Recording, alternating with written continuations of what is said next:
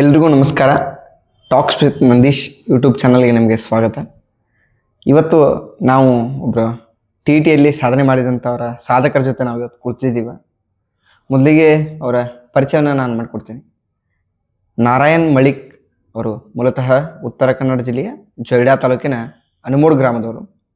ತಮ್ಮ ಪ್ರಾಥಮಿಕ ಮತ್ತು ಪ್ರೌಢ ಶಿಕ್ಷಣವನ್ನು ತಮ್ಮ ಸ್ವಂತ ಊರಿನಲ್ಲಿ ಮುಗಿಸಿ ಪದವಿ ಪೂರ್ವ ಮತ್ತು ಪದವಿ ಶಿಕ್ಷಣವನ್ನು ಖಾನಾಪುರ ಮತ್ತು ದಾಂಡೇಲಿಗಳಲ್ಲಿ ಮುಗಿಸಿ ತಮ್ಮ BEd ಪದವಿಯನ್ನು ಕೂಡ ದಾಂಡೇಲಿಯಲ್ಲಿ ಮುಗಿಸಿ ಪ್ರಸ್ತುತ ಕರ್ನಾಟಕ ವಿಶ್ವವಿದ್ಯಾಲಯದ ರಾಜ್ಯಶಾಸ್ತ್ರ ವಿಭಾಗದಲ್ಲಿ ದ್ವಿತೀಯ ವರ್ಷವನ್ನು ಅವರು ಓದುತ್ತಿದ್ದಾರೆ.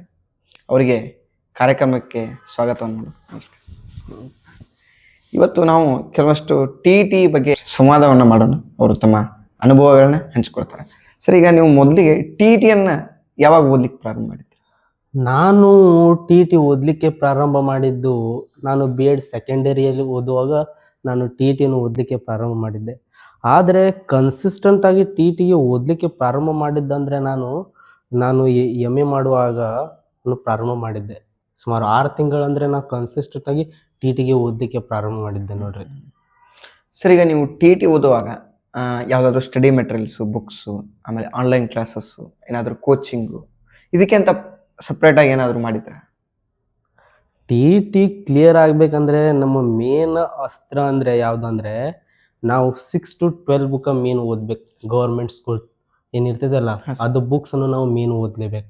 ಅದು ಆದ ನಂತರ ನಾನು ಕನ್ನಡಕ್ಕೆ ಒಂದು ಕನ್ನಡ ಗ್ರಾಮರ್ ಇರ್ತೈತಿ ಒಂದು 30 ಅಂಕಕ್ಕೆ.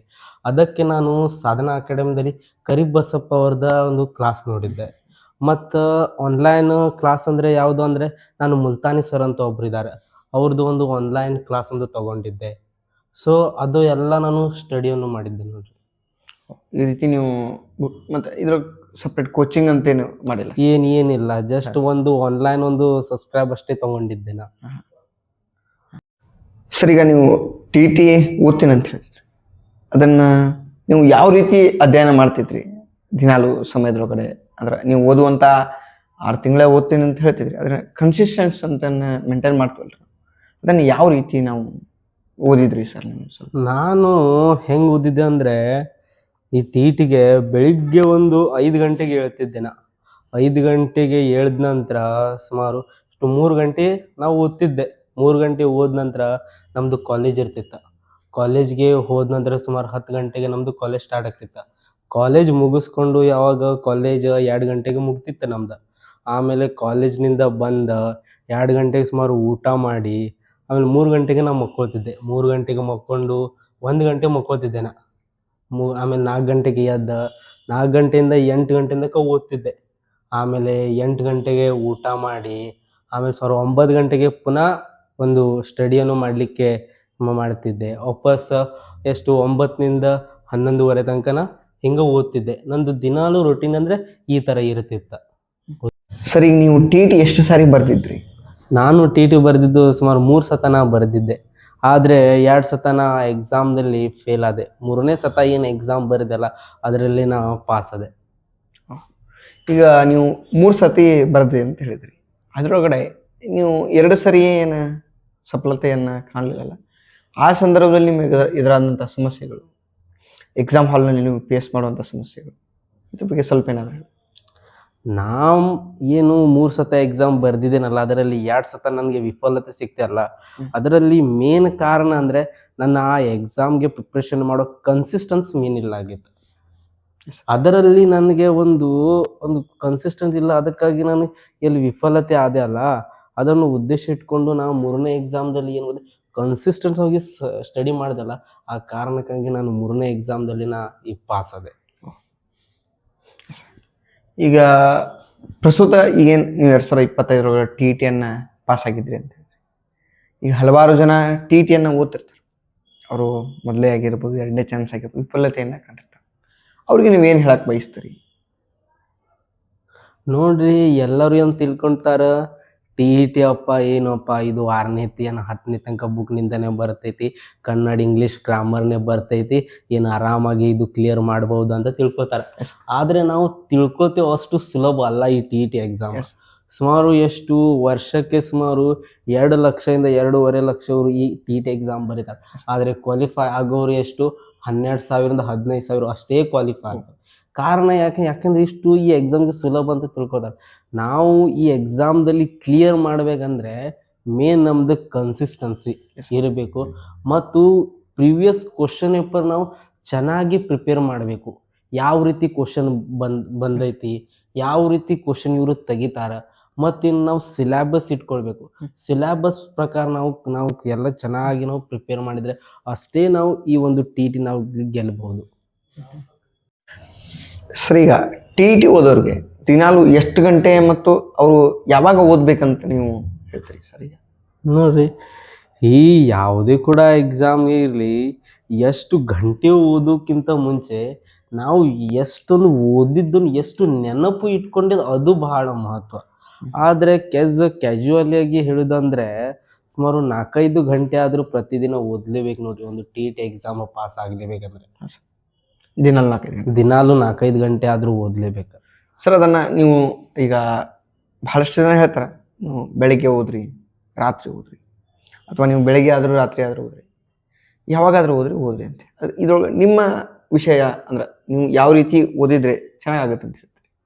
ನನಗೆ ಆದರೂ ಹಾಗಿದ್ರೆ ಆದ್ರೆ ಮೇನ್ ಪ್ರಿಫರೆನ್ಸ್ ಕೊಡೋದು ಅಂದರೆ ನಾ ಬೆಳಿಗ್ಗೆ ಎದ್ದು ಇಳ್ತಿದ್ದೆ. ಆದರೆ ಕೆಲವೊಂದು ಬೇರೆ ಬೇರೆ ಸಮಯದಲ್ಲಿ ಓದುವಂಥ ಇಂಟ್ರೆಸ್ಟ್ ಇರ್ತೈತಿ.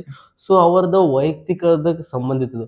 ಅವ್ರಿಗೆ ಯಾವಾಗ ಓದಲಿಕ್ಕೆ ಇಂಟ್ರೆಸ್ಟ್ ಬರ್ತದಲ್ಲ ಅವಾಗ ಓದ್ಬೋದು. ಈ ಸಮಯಕ್ಕೆ ನೀವು ಓದ್ರಿ ಅಂತ ನಾವು ಹಿಂಗೆ ಇಚ್ಛೆಗಾಗಿ ಹೇಳಲಿಕ್ಕೆ ಆಗಲ್ಲ. ಇದೆ. ಈಗ ಬಹಳಷ್ಟು ಜನ ಹೇಳ್ತಾರೆ ಸರ್, ಈಗ ನಾವು ಯಾವಾಗ ಓದಬೇಕು, ಏನು ಓದಬೇಕು ಅಂತ ಹೇಳಿದಾಗ ನೀವು ಕನ್ಸಿಸ್ಟೆನ್ಸಿ ಅಂಥೇಳಿ ಒಂದು ಪದ ಯೂಸ್ ಮಾಡ್ತಾರೆ. ಈಗ ಅವರು ಕಾಲೇಜಿಗೆ ಹೋಗ್ತಾ ಓದ್ತಿರ್ತಾರೆ. ಈಗ ಬಿ ಎಡ್ಡಲ್ಲಿ ಓದ್ತಿರ್ತಾರೆ, ಬಿ ಎಡ್ ಫಸ್ಟ್ ಇಯರ್ ಇರ್ತಾರೆ ಅಥವಾ ಸೆಕೆಂಡ್ ಇಯರ್ ಇರ್ತಾರೆ, ಅಥವಾ ಬಿ ಎಡ್ ಮುಗಿಸಿ ಏನಾದರೂ ಎಜುಕೇಷನ್ ಮಾಡ್ತಿರ್ತಾರೆ, ಎಮ್ ಎ ಮಾಡ್ತಿರ್ತಾರೆ, LLB ಮಾಡ್ತಿರ್ತಾರೆ. ಈ ಸಂದರ್ಭದೊಳಗಡೆ ಅವ್ರಿಗೆ ಟಿ ಟಿಯನ್ನು ನೀವು ಯಾವ ರೀತಿ ಓದಕ್ಕೆ ಹೇಳ್ತೀರಿ? ಅಂದರೆ ಯಾವ ರೀತಿ ಅವರು ಪ್ರಿಪ್ರೇಷನ್ ಮಾಡ್ಕೋಬೇಕು ಅವರ ಕಾಲೇಜಿಗೆ ಹೋಗಿ ಬಿಡುವಿನ ಸಮಯದಲ್ಲಿ? ಈಗ ನಾನು ಕೂಡ ಟಿ ಟಿಗೆ ಓದಿದ್ದು ಕಾಲೇಜ್ ಸಮಯದಲ್ಲಿನೇ. ಏನು ನಾ ಕಾಲೇಜ್ ಆದ ನಂತರ ನಾ ಟಿ ಟಿ ಏನು ಕ್ಲಿಯರ್ ಮಾಡಲಿಲ್ಲ. ನಾ ಕಾಲೇಜ್ಗೆ ಹೋಗುವಾಗನೇ ನಾನು ಏನು ಮಾಡಿದೆ, ಈ ಟಿ ಟಿ ಕ್ಲಿಯರ್ ಮಾಡಿದೆ. ಸೊ ನಮ್ಮದು ಕಾಲೇಜ್ ಇರ್ತೈತಿ ಎಷ್ಟು ಸುಮಾರು 4-5 ಗಂಟೆ ನಮ್ಮದು ಕಾಲೇಜ್ ಇರ್ತೈತಿ. 24 ಗಂಟೆದಲ್ಲಿ 4 ಗಂಟೆ ತೆಗೆದ್ರೆ ಕೂಡ 20 ಗಂಟೆ ಉಳಿತು. ಅದರಲ್ಲಿ ನೀವು ಎಷ್ಟು ನಿದ್ದೆ ಕೂಡ 8 ಗಂಟೆ ಮಾಡಿದರೆ ಎಷ್ಟು ನಿಮ್ಮ ಕಡೆ 12 ಗಂಟೆ ಉಳಿತು. 12 ಗಂಟೆ ಸುಮಾರು 4-5 ಗಂಟೆನೂ ಸುಮಾರು ನೀವು ಕಾಲೇಜ್ ಸ್ಟೂಡೆಂಟ್ ಕೂಡ ಓದ್ಬೋದು. ಅದಕ್ಕೆ ಏನು ಅಭ್ಯಂತರ ಇಲ್ಲ, ಓದ್ಬೋದು. ಈಗ ಟಿ ಟಿಯಲ್ಲಿ ಹಲವಾರು ಸಲ ನಾವು ಬಹಳಷ್ಟು ತಪ್ಪು ಮಾಡ್ತೀವಿ ಸರ್. ಮೊದಲನೇದಾಗಿ ಅಲ್ಲಿ ಕ್ವಶನ್ ಅರ್ಥ ಮಾಡ್ಕೊಳ್ಳೋ ವಿಷಯದೊಳಗೆ ಇರ್ಬೋದು, ಅಥವಾ ಟಿಕ್ ಮಾಡೋ ವಿಷಯದೊಳಗಡೆ. ಇದನ್ನು ಯಾವ ರೀತಿ ಸುಧಾರಿಸ್ಕೊಳ್ಬೇಕಂತ ಹೇಳ್ತೀವಿ? ಅದು ಕೂಡ ನಾನು ಕೂಡ ಭಾಳ ಸತ ಏನು 2-3 ಸತ ಏನು ಟಿ ಟಿ ಬರ್ತೀನಲ್ಲ, ಅದರ ಸಲ ಸಹ ನಾನು ಭಾಳ ಸತ ತಪ್ಪು ಮಾಡಿದ್ದೇನೆ. ಅದಕ್ಕಾಗಿ ಆ ತಪ್ಪು ಆಗಬಾರ್ದು. ಅದಕ್ಕೆ ನೀವು ಎಲ್ಲರೂ ಏನು ಮಾಡಬೇಕಂದ್ರೆ ನಾವು ಮಾಕ್ ಟೆಸ್ಟನ್ನು ಕೊಡಬೇಕು ಮತ್ತು ಸಮಯದ ಪಾಲನೆ ಸರಿಯಾಗಿ ಮಾಡಬೇಕು. ಅದರಲ್ಲಿ ನಾವು ಟಿ ಟಿಯನ್ನು ಮೇನ್ ಎಕ್ಸಾಮಿನ ಬರಲಿಕ್ಕೆ ಹೋಗ್ತೇವಲ್ಲ, ಅವಾಗ ಏನಾಗ್ತೈತಿ ಅಂದರೆ ಸಮಯ ಯಾವಾಗ ಹೋಗ್ತೈತಿ ಆವಾಗ ನಮಗೆ ಗೊತ್ತಾನೇ ಆಗೋದಿಲ್ಲ. ಅದಕ್ಕಾಗಿ ಏನು ಮಾಡ್ತೇವೆ ಅಂದ್ರೆ ಆಮೇಲೆ ನಾವು ಗಡಬಡದಲ್ಲಿ ಯಾವುದೂ ಕೂಡ ಹಾಕಿ ಬರ್ತೇವೆ. ಅದಕ್ಕಾಗಿ ನಾವು ಏನು ಮಾಡ್ಬೇಕಂದ್ರೆ ಮತ್ತೆ ಮಾಕ್ ಟೆಸ್ಟ್ ಕೊಡಬೇಕು. ಮಾಕ್ ಟೆಸ್ಟ್ ಕೊಟ್ಟಿದ ನಂತರ ನಮ್ಮದು ಪ್ರಿಪ್ರೇಷನ್ ಏನಾಗ್ತೈತಿ ಚೆನ್ನಾಗಿ ಆಗ್ತೈತಿ ನೋಡ್ರಿ. Mock test. ಈಗ ಸರ್ ಮಾಕ್ ಟೆಸ್ಟ್ ಅಂತ ಹೇಳಿದ್ರೆ ಸರ್, ಈಗ ಮಾಕ್ ಟೆಸ್ಟ್ 2 ಟೈಪ್ ಬರ್ತಾರೆ ಸರ್. ಒಂದು ಆನ್ಲೈನ್ ಅಂತ ಬರುತ್ತೆ ಸರ್, ಇನ್ನೊಂದು ಆಫ್ಲೈನ್ ಅಂತ. ಇದ್ರೊಳಗೆ ಯಾವ್ದು ಬೆಸ್ಟ್ ಸರ್ ನಿಮ್ಮ ಪ್ರಕಾರ? ಈಗ ನಾವು ಯಾವ ಎಕ್ಸಾಮ್ಗೆ ಪ್ರಿಪೇರ್ ಮಾಡ್ತೇವಲ್ಲ ಆ ಎಕ್ಸಾಮ್ ಯಾವ ಬೇಸ್ನಲ್ಲಿ ಇದೆ, ಆನ್ಲೈನ್ ಬೇಸ್ನಲ್ಲಿ ಇದನ್ನು ಆಫ್ಲೈನ್ ಬೇಸ್ನಲ್ಲಿ ಅದು ನೋಡ್ಕೊಳ್ಬೇಕು. ನಾವು ಬರೆಯುವಂಥ ಎಕ್ಸಾಮ್ ಆಫ್ಲೈನ್ ಇದ್ರೆ ನಾವು ಆಫ್ಲೈನ್ ಮಾಕ್ ಟೆಸ್ಟ್ ಕೊಡಬೇಕು, ಆನ್ಲೈನ್ ಇದ್ರೆ ನಾವು ಆನ್ಲೈನ್ ಮಾಕ್ ಟೆಸ್ಟ್ ಕೊಡ್ಬೇಕು ನೋಡ್ರಿ. ಇದೇ ಮಾಡ್ಬೇಕು ಸರ್. ಈಗ ಟಿ ಟಿ ಅನ್ನೋದು ಈಗ ಕಂಪ್ಯೂಟರ್ ಬೇಸ್ಡ್ ಟೆಸ್ಟ್ ಮಾಡ್ಬೇಕಂತ ಅನ್ಕೊಂಡಿದ್ದಾರೆ ಸರ್.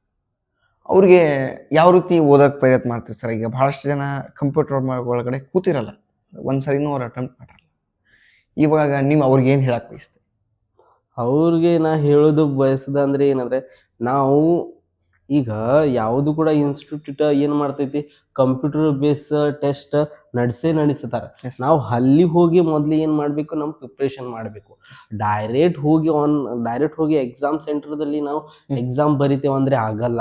ಯಾಕಂದ್ರೆ ಅಲ್ಲಿ ಸಮಯದ ನಮ್ಗೆ ಯಾವಾಗ ಹೋಗ್ತಿದೆ ಅವಾಗ ಗೊತ್ತಾಗೋದಿಲ್ಲ ನೋಡ್ರಿ. ಈಗ ಟಿ ಟಿ ಎಕ್ಸಾಮ್ನೊಳಗೆ ನೀವು ಆಗಲೇ ಒಂದು ವಿಷಯ ತಗೊಳ್ಳೋದ್ರ ಟಿ ಟಿಯನ್ನು ಯಾವ ರೀತಿ ಓದೋಕ್ಕಿಂತ ಏನು ಓದ್ತೀವಿ ಅನ್ನೋದು ಭಾಳ ಇಂಪಾರ್ಟೆಂಟ್. ಇದ್ರೊಳಗಡೆ ನಾವು ಸರ್ ಭಾಳಷ್ಟು ಜನ ಹೇಳ್ತಾರೆ ಡಿಸ್ಕಷನ್ ಮಾಡಿದ್ರೆ ನೆನಪುಳಿತು, ನಮ್ಗೆ ರಿವಿಷನ್ ಮಾಡಿದ್ರೆ ನೆನಪುಳಿತು. ಇದಕ್ಕೆ ನಿಮ್ಮ ಅಭಿಪ್ರಾಯ ಏನು ಸರ್? ನಾನು ಮಾಡಿದ್ದು ಕೂಡ ಏನಂದ್ರೆ, ನಾನು ಏನು ಓದ್ತಿದ್ದೆ ಅಲ್ಲ, ಅದ ಅವ್ನ್ ಸೈನ್ಸ್ ಇರ್ಲಿ ಕಾಮರ್ಸ್ ಇರ್ಲಿ, ಅವನ್ ಮುಂದೆ ನಾ ಹೇಳ್ತಿದ್ದೆ. ನಾನು ಏನು ಎಷ್ಟು ಹೇಳ್ತಿದ್ದೆ ಅಲ್ಲ ಅಷ್ಟು ನನಗೆ ನೆನಪು ಉಳ್ತಿತ್ತು. ನಾನು ಬೆಳಿಗ್ಗೆ ಇರಲಿ ಸಂಜೆ ಇರಲಿ ಯಾವ್ಯಾವ ಟೈಮ್ಗೆ ಏನು ಓದ್ತಿದ್ದೆ ಅಲ್ಲ, ನಾ ಖಾಲಿ ಟೈಮ್ದಲ್ಲಿ ಕುತ್ಕೊಂಡಿದ್ರೆ ನನ್ನ ಮುಂದೆ ಯಾರು ಕೂಡ ಸಿಕ್ಲಿ ಅವ್ನಿಗೆ ನಾ ಹೇಳ್ತಿದ್ದೆ, ಇಷ್ಟು ಓದಿದ್ದೇನೆ, ಈ ವಿಷಯ ಇದು ಹಿಂಗಂತ ಎಲ್ಲಾ ವಿಷಯ ಅವ್ರಿಗೆ ಅರ್ಥ ಮಾಡಿಸ್ತಿದ್ದೆ. ಅದರಿಂದ ಏನು ಆಗ್ತಿತ್ತು, ನನಗೆ ಕೂಡ ಪ್ರಯೋಜನ ಆಗ್ತಿತ್ತು. ಆ ವಿಷಯಗಳು ಏನಾಗ್ತಿತ್ತು ಅಂದ್ರೆ ನನಗೆ ಕೂಡ ನೆನಪು ಉಳ್ತಿತ್ತು. ಸರ್, ಈಗ ನೀವು ಟಿ ಟಿ ಓದುವಾಗ 6 to 10th ಬುಕ್ಸ್ ಅಂತೇಳಿ ಆಥರ್ಸ್ ಬುಕ್ ಏನಾದ್ರು ಓದಿದ್ರಾ ಸರ್?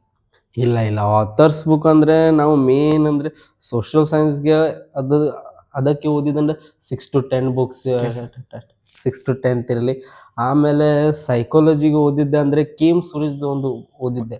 ಅವ್ರದ್ದು ಟಿಟಿಗೆ one of the best book ನೋಡ್ರಿ, ಕೆ ಎಂ ಸುರೇಶ್ದು ಒಂದು ಓದಿದ್ದೆ.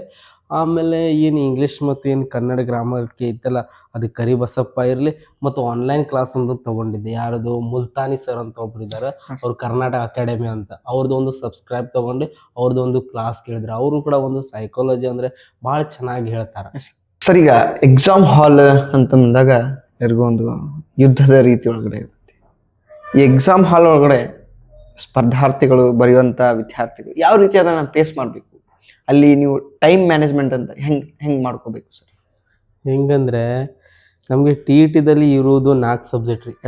ಒಂದು ಕನ್ನಡ, ಇಂಗ್ಲೀಷ್, ಸೈಕಾಲಜಿ ಮತ್ತು ಯಾರ್ಯಾರ್ದು ಕಾಂಬಿನೇಷನ್ ಹೆಂಗಿರ್ತೈತಿ ಆ ಪ್ರಕಾರ ಇರ್ತೈತಿ. ಯಾರು ಸೋಷಿಯಲ್ ಸೈನ್ಸ್ ಲ್ಯಾಂಗ್ವೇಜ್ ಯಾರು ಇರ್ತಾರೆ ಅವರು ಸೋಷಿಯಲ್ ಸೈನ್ಸ್, ಮ್ಯಾಥ್ಸ್ ಅವ್ರಿಗೆ ಹಂಗಿರ್ತೈತಿ. 4 ಸಬ್ಜೆಕ್ಟ್ ಇರ್ತೈತಿ. ಅದರಲ್ಲಿ ಮೇನ್ ನಾವು ಏನು ಮಾಡ್ಬೇಕಂದ್ರೆ 4 ಸಬ್ಜೆಕ್ಟಿಗೆ ನಾವು ಮೊದಲೇ ಟೈಮ್ ಡಿವೈಡ್ ಮಾಡಬೇಕು. ಎಷ್ಟು ಕನ್ನಡಕ್ಕೆ 30 ನಿಮಿಷ, ಇಂಗ್ಲೀಷ್ಗೆ 30 ನಿಮಿಷ, ಹಿಂಗೆ ಟೈಮ್ ಡಿವೈಡ್ ಮಾಡ್ಕೊ ಅದೇ ಟೈಮ್ದಲ್ಲಿ ನಾವು ಮುಗಿಸ್ಲಿಕ್ಕೆ ಪ್ರಯತ್ನ ಮಾಡಬೇಕು. ಇಲ್ಲಾದರೆ ಈ ಟೈಮ್ ಏನಾದರೂ ಹೆಚ್ಚು ಕಡಿಮೆ ಆದರೆ ಲಾಸ್ಟ್ಗೆ ಏನಂದರೆ ಭಾಳ ಪ್ರಾಬ್ಲಮ್ ಆಗ್ತೈತಿ. ಸೊ ಅದು ಸಮಯದ ನಿರ್ವಹಣೆ ಭಾಳ ಮಹತ್ವ ನೋಡಿ ಆಗ್ತೈತಿ. ಸಮಯದ ನಿರ್ವಹಣೆ. ಮತ್ತು ಇನ್ನೊಂದು ಸರ್, ಬಹಳಷ್ಟು ಜನಕ್ಕೆ ಕನ್ಫ್ಯೂಷನ್ ಇರುತ್ತೆ. ಈಗ ಮೀಸಲಾತಿ ಅಂತ ಬಂದಾಗ SC ST ಮತ್ತು ಕ್ಯಾಟಗರಿ 1 ಮತ್ತು PH ಕ್ಯಾಂಡಿಡೇಟ್ಸ್ಗಳಿಗೆ 83 ಅಂತ ಇದೆ ಸರ್. ಮತ್ತು ಎಲ್ಲ OBC ದವರಿಗೆ 90 ಅಂತ ಇದೆ ಸರ್. ಇನ್ನು ಜನರಲ್ ಬಂತಂದ್ರೆ 120 ಇದೆ ಸರ್. ಈಗ ಬಹಳಷ್ಟು ಜನ ನಂದು ಆ ಕ್ಯಾಟಗರಿ ಇದ್ರೆ ಆಗ್ತಿತ್ತು, ಈ ಕ್ಯಾಟಗರಿ ಇದ್ರೆ ಆಗ್ತಿತ್ತು. ಆದರೆ ಯಾರಾದರೂ ಒಬ್ಬರು ಕೇಳಿದಾಗ ನೀವು ಟಿ ಟಿ ಆಗಿದೆ ಅಥವಾ ಇಲ್ಲ ಅಂತಂದಾಗ ಅವರು ಕ್ಯಾಟಗರಿಯನ್ನು ಕೇಳಲ್ಲ, ಅಲ್ಲಿ ಓನ್ಲಿ ಮಾರ್ಕ್ಸನ್ನು ಕೇಳ್ತಾರೆ ಮತ್ತು ಪಾಸ್ ಆಗಿದೆ ಅಥವಾ ಇಲ್ಲ ಅಂತ ಕೇಳ್ತಾರೆ. ಈ ಸಂದರ್ಭದೊಳಗಡೆ ಅವ್ರಿಗೆ ಯಾವ ರೀತಿ ಧೈರ್ಯ ತುಂಬ ಪ್ರಯತ್ನ ಮಾಡ್ತೀರಿ ಸರ್? ಹೆಂಗಂದ್ರೆ SC ST PH ಕ್ಯಾಂಡಿಡೇಟ್ ಅವ್ರಿಗೆ ಏನೋ 83 ಕ್ವಾಲಿಫಿಕೇಶನ್ ಇದೆ ಮತ್ತು OBC ದವರಿಗೆ 90 ಇದೆ ಅಲ್ಲ. ಸೊ ಜಸ್ಟ್ ನಮಗೆ ಕ್ವಾಲಿಫಿಕೇಶನ್ ಆಗಲಿಕ್ಕೆ ಅಷ್ಟೇ ಅದ್ರ. ಆದರೆ ಇದು ನಿಮಗೆ 83 ಮತ್ತು 90 ಮುಂದೆ ನೀವು CET ಏನು ಬರಿತೀರಲ್ಲ, CET ಬರಿತ ಮ್ಯಾರಿಟ್ ಲಿಸ್ಟ್ನಲ್ಲಿ ಇದು 83 ಕೂಡ 90 ನಿಮಗೆ ಯೂಸ್ನೇ ಆಗೋದಿಲ್ಲ. ನಾವು ಎಷ್ಟು ಹೆಚ್ಚು ಅಂಕವನ್ನು ಟಿ ಟಿದಲ್ಲಿ ಮಾಡ್ತಲ್ಲ ಅಷ್ಟು ನಮಗೆ ಬೆನಿಫಿಟ್ ನೋಡ್ರಿ. ನಾವು 83 ಕೂಡ ಮಾಡಿದರೆ ನಮಗೆ ಅದು ವೇಸ್ಟ್ನೇ. ಜಸ್ಟ್ ನಾ ಹೆಸರಿಗೆ ಪಾಸ್ ಆಗಿದ್ದೇವೆ ಅಂದ್ರೆ 90 ಕೂಡ ಹೆಸರಿಗೆ ಅಷ್ಟೇ ಪಾಸ್ ಅದ. ಆದರೆ ನೀವು ಎಷ್ಟು ಟಿ ಟಿಗೆ ಎಷ್ಟು ಹೆಚ್ಚು ಅಂಕ ತಗೋತಿಲ್ಲ ಅಷ್ಟು ನಿಮಗೆ ಮುಂದೆ ಬೆನಿಫಿಟ್ ಆಗೋದು ಅಷ್ಟೇ ನೋಡ್ರಿ, ಮತ್ತೇನಿಲ್ಲ. ನಾವು ಎಷ್ಟು ಹೆಚ್ಚು ಮಾಡಲಿಕ್ಕೆ ಟ್ರೈ ಮಾಡ್ಬೇಕು ನೋಡ್ರಿ. ಸರ್, ಈಗ ಬಹಳಷ್ಟು ಜನ ಈಗ ಇಂಗ್ಲೀಷ್ ಮೀಡಿಯಮ್ದಲ್ಲಿ ಇರ್ತಾರೆ, ಕನ್ನಡ ಮೀಡಿಯಮ್ದಲ್ಲಿ ಇರ್ತಾರೆ. ಕನ್ನಡದವ್ರಿಗೆ ಇಂಗ್ಲೀಷ್ ತೊಂದರೆ, ಇಂಗ್ಲೀಷ್ದವ್ರಿಗೆ ಕನ್ನಡ ತೊಂದರೆ.